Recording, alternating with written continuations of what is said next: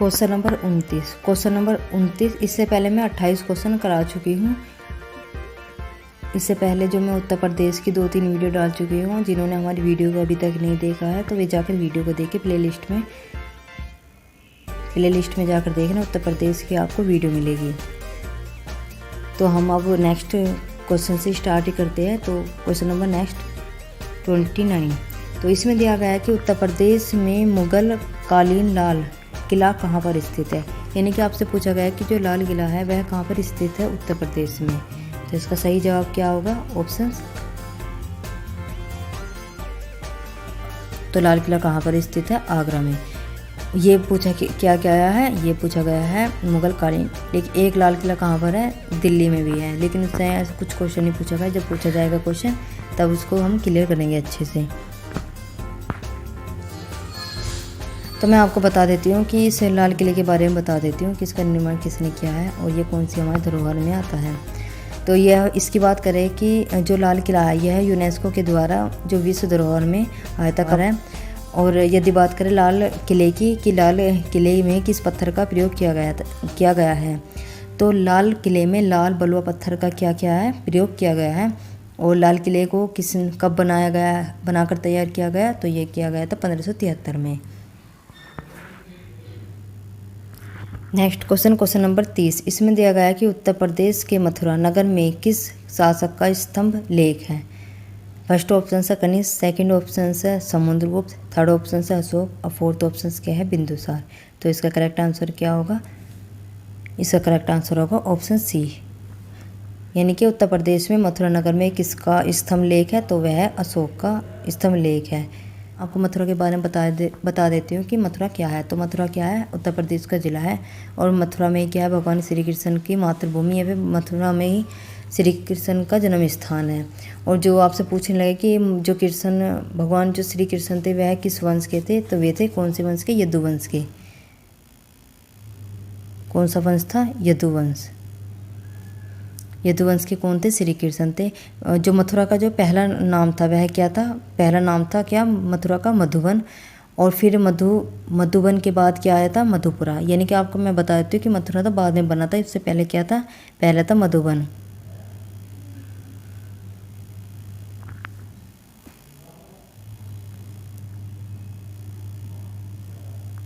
मधुबन।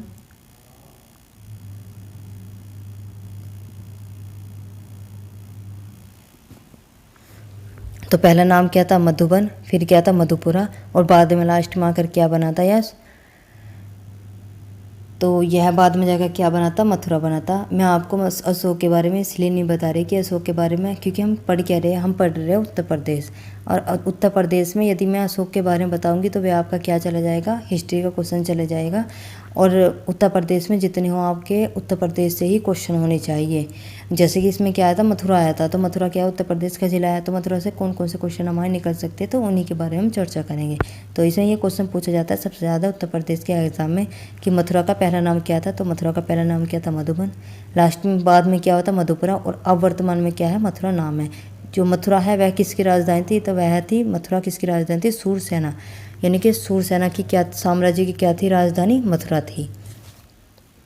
तो ये थे मथुरा से संबंधित कुछ क्वेश्चन। नंबर 31। इसमें दिया गया है कि उत्तर प्रदेश में अकबर की रानी जोधाबाई का महल कहाँ पर स्थित है। तो इसका सही जवाब क्या होगा? Option A Fatehpur Sikri. फतेहपुर सीकरी में किसका महल है? तो वह है जोधाबाई का। और जोधाबाई का महल किसने बनवाया था? अकबर ने ही बनवाया था। तो यदि मैं आपको बता देती हूँ कि जोधाबाई के मतलब कौन कौन से नाम थे और जो ये महल बनाया था वो किस चीज़ का प्रतीक था, तो ये मैं आपको बता रही हूँ। तो यदि आपसे पूछने लगे कि जो जोधाबाई का जो पैलेस है तो वह किसके लिए था, तो वह था हिंदू व मुस्लिम की एकता का प्रतीक था। क्योंकि जो जोधाबाई थी वह क्या थी? हिंदू थी। लेकिन उसका विवाह किससे हुआ था? अकबर से हुआ था। तो इन दोनों ने ही इन दोनों ने मिलकर इसका निर्माण कराया था। किसका? जोधाबाई के महल का। तो यह हिंदू एवं मुस्लिम एकता का क्या है? प्रतीक है। और इसे जो जोधाबाई का जो महल है इसे यूनेस्को के द्वारा 1986 में क्या है? विश्व विरासत स्थल में की लिस्ट में से क्या किया है? शामिल किया गया है। और जोधाबाई के नाम बता देती हूँ मैं आपको कि जोधाबाई के क्या क्या नाम थे। तो जोधाबाई को जोधाबाई के नाम थे हीर कुंवारी और हरकाबाई भी था। और इन बाद में जब इनकी शादी हो गई थी तो अकबर के द्वारा इनका नाम क्या था, मरियम उज जवानी के नाम से इन्हें क्या जाना जाता था, मरियम उज जवानी के नाम से इन्हें जाना जाता था। जो जोधाबाई थी वह किसकी पुत्री थी, तो वह थी आमेर के शासक बहारमल की क्या थी, पुत्री थी। और बहारमल ने ही अकबर से क्या किया था, निकाह करवाया था, किसका, जोधाबाई का। तो ये थे कुछ क्वेश्चन जोधाबाई से संबंधित। तो ये सबसे ज़्यादा पूछे जाते हैं कि जो यूनेस्को की जो विश्व धरोहर लिस्ट में किन किन को शामिल किया गया था। तो इन्हीं क्वेश्चनों में 2 को लिया गया है, जैसे कि लाल किला भी किस में हमारा, विश्व धरोहर में। और जो जोधाबाई का महल वह भी किस में हमारा, विश्व धरोहर में। क्वेश्चन इसमें दिया गया है क्वेश्चन नंबर 32 में कि उत्तर प्रदेश के निम्नलिखित में से किस नगर में दिया सलाई बनाने का कारखाना नहीं है। यानी कि 4 ऑप्शंस में क्या है कि आपको 3 ऑप्शंस होंगे जिनमें क्या है, दिया सलाई बनाई गई होगी, और 1 ऑप्शन ऐसा होगा जिनमें दिया सलाई नहीं बनाई जाती होगी। तो इसका सही जवाब क्या होगा, ऑप्शन सी, आगरा। आगरा में दिया सलाई बनाने का कारखाना नहीं है, जबकि बरेली, इलाहाबाद और सहारनपुर इनमें क्या है, दिया सलाई बनाने का कारखाना है। चलो मैं आपको एक साथ ही जो 4 ऑप्शन है इन्हें भी क्लियर कर देती हूँ कि जो बरेली है, बरेली किसके लिए फेमस है, तो बरेली को कहा जाता है सुरमा नगरी। कौन सी नगरी, सुरमा नगरी। तो सुरमा नगरी के नाम से कौन फेमस है, बरेली फेमस है। और जो सहारनपुर है, सहारनपुर किसके लिए, कागज उद्योग के लिए। किसके लिए, कागज उद्योग के लिए कौन फेमस है, सहारनपुर। और कांच के निर्माण, यदि आपसे पूछने लगे कि कांच के निर्माण के लिए कौन फेमस है, तो वह है फिरोजाबाद। एल्युमिनियम के लिए कौन है, एल्युमिनियम के लिए है मिर्ज़ापुर। और चमड़ा, सबसे ज़्यादा इम्पोर्टेंट क्वेश्चन क्या है, चमड़ा। तो चमड़े से आता है कि चमड़ा जो उद्योग है वह कहाँ पर है, तो वह कहाँ है, कानपुर।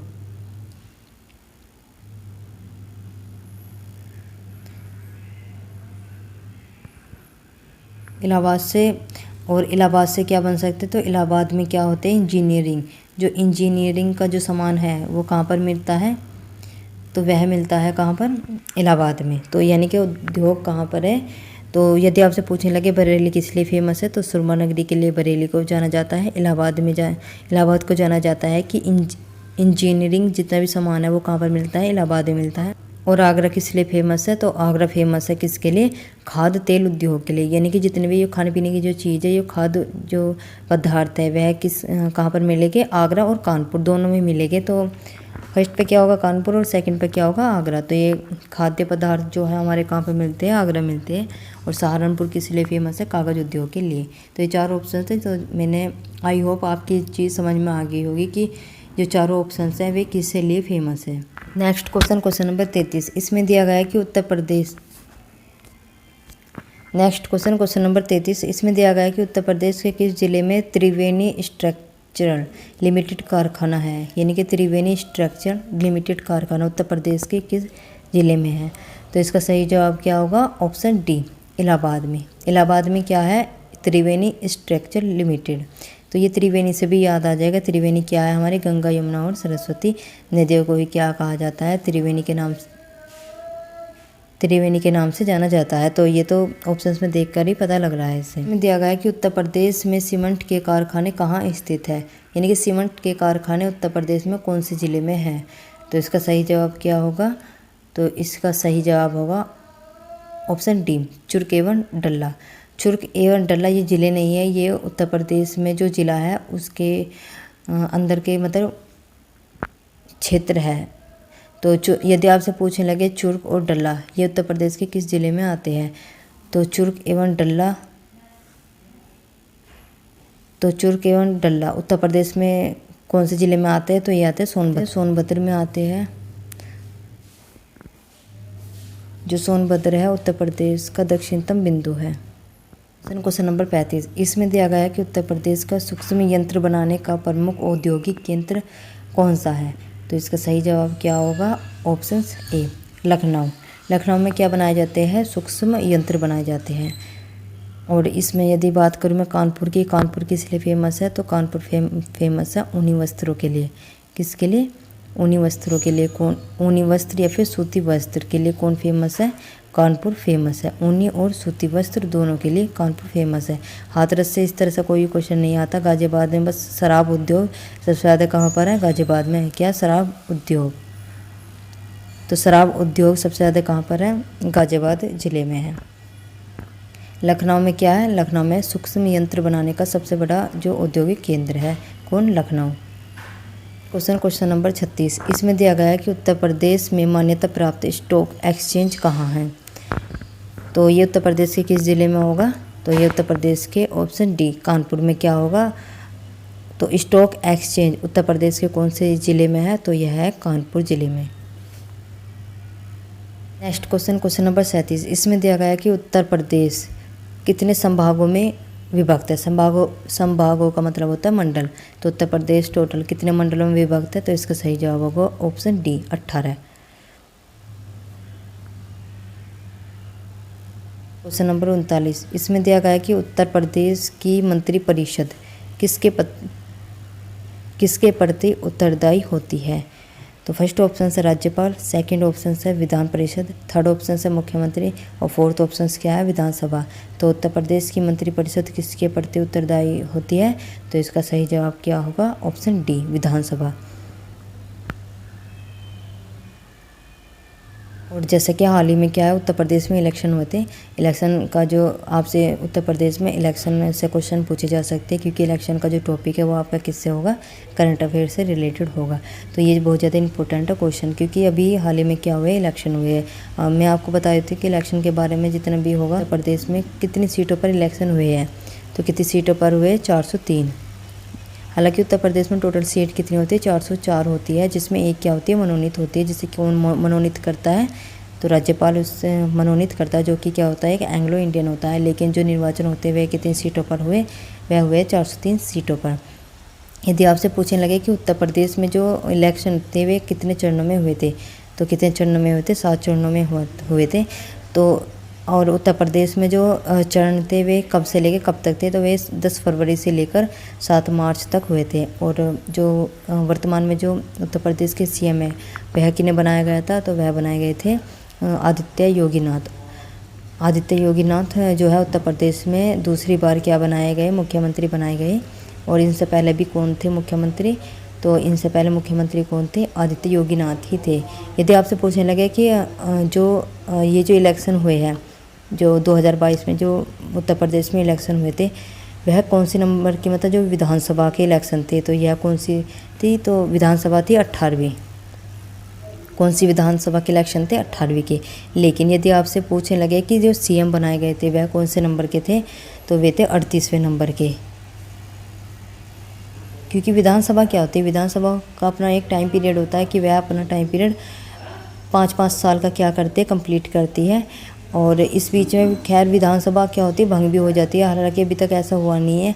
लेकिन ये जो 38वें नंबर के जो सीएम है, इसका मतलब क्या होता है कि जैसे कि कोई भी सीएम बना, वो अपना किसी कारणवश अपना टाइम पीरियड पूरा नहीं कर पाया, तो उसकी जगह क्या है? दूसरे को पदभार संभालना पड़ता है। तो उन सबको ही मिला के क्या है? 38वें नंबर के कौन है? आदित्य योगीनाथ हैं। और ये सबसे ज़्यादा पूछा जा सकता है, क्योंकि ये अभी क्या है? ये 2022 का करंट अफेयर है। करंट अफेयर 2-2, 3-3 साल की पूछे जाते हैं। और सबसे ज़्यादा क्या है कि जो प्रधानमंत्री हो चाहे राष्ट्रपति हो, और जो वर्तमान में जो मतलब अभी इलेक्शन चले थे, तो ये करंट अफेयर में सबसे ज़्यादा होते हैं इंपॉर्टेंट। और आपसे पूछ सकते हैं उत्तर प्रदेश में कि उत्तर प्रदेश में आदित्य योगीनाथ ने कब शपथ ली थी? तो कब ली थी? 25 मार्च को। 25 मार्च को आदित्य योगीनाथ ने क्या ली थी? शपथ ली थी। और उत्तर प्रदेश में क्या है? 2 डिप्टी सीएम है। Question number 40। इसमें दिया गया है कि पूरे उत्तर प्रदेश को कुल कितने निर्वाचन क्षेत्रों में विभाजित किया गया है? तो इसका सही जवाब क्या होगा? Option D 404। यानी कि 404 क्या है? सीट है, जिसमें 403 पर क्या होते हैं? हमारे निर्वाचन होते हैं, यानी कि इलेक्शन होते हैं। लेकिन जो एक सीट होती है वह किसकी होती है? एंग्लो इंडियन की होती है। लेकिन आपसे पूछा क्या गया पूरे उत्तर प्रदेश में कुल कितने निर्वाचन क्षेत्र है? यदि आपसे पूछते कि निर्वाचन क्षेत्र कितने हैं, तो कितना होते? 403। ऑप्शन इस तरह का कुछ भी नहीं है। इसमें क्या दिया गया? कुल। और कुल पूछ लिए तो क्या होगा इसका जवाब? 403, 404। नंबर 41, क्वेश्चन नंबर 41, ये आज का हमारा क्या होगा, लास्ट का क्वेश्चन होगा। और वीडियो को लाइक करें, सब्सक्राइब करें एंड शेयर करें। तो चलिए अब हम क्वेश्चन को स्टार्ट करते हैं। तो इससे पूछा गया है कि उत्तर प्रदेश के किस स्थान पर महात्मा बुद्ध ने निर्वाह प्राप्त किया है। फर्स्ट ऑप्शन से श्रावस्ती, सेकंड ऑप्शन से सारनाथ, थर्ड ऑप्शन से कुशीनगर और फोर्थ ऑप्शन क्या है, गढ़मुक्तेश्वर। तो इसका सही जवाब क्या होगा, ऑप्शन सी, कुशीनगर। कुशीनगर में क्या है कि महात्मा बुद्ध ने निर्वाह प्राप्त किया है। वीडियो को लाइक करना और सब्सक्राइब करना बिल्कुल भी मत भूलिएगा। और आज के लिए इतना ही, थैंक यू।